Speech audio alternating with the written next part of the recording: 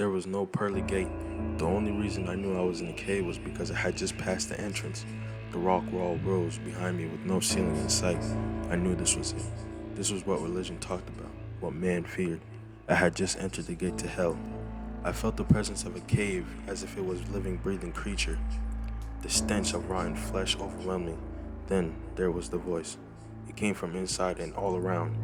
"Welcome, who are you?" I asked, trying to keep my composure.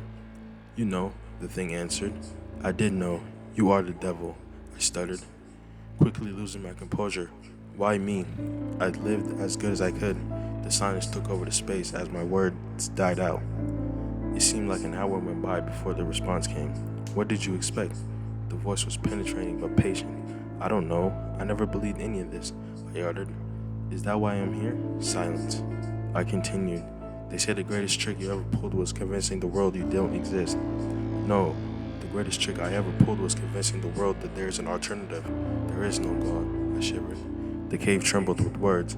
"I am God."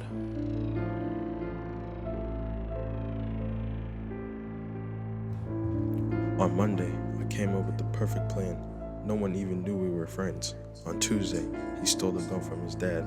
On Wednesday, we decided to make our move during the following day's pepper rally. On Thursday, while the entire school was in the gym, we waited just outside the doors.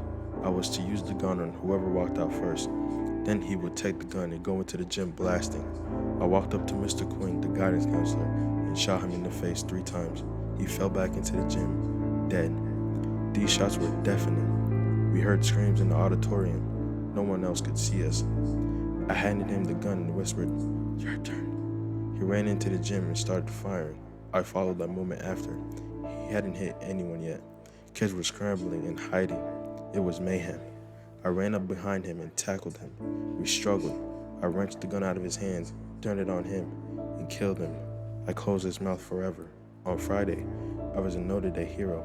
It was indeed the perfect plan.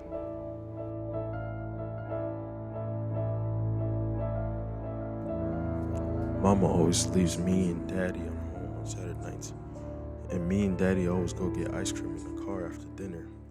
I have to sit in the back seat until I'm a big boy. I go in the kitchen and see what Daddy's cooking for dinner after my Barney movie's over, but he's not in there this time. I saw a note on the counter that said Mommy and Uncle James were going somewhere together. I'm not sure. I don't read that good. I go find Daddy in the garage. I shut the door behind me like I'm supposed to. Daddy's in the car.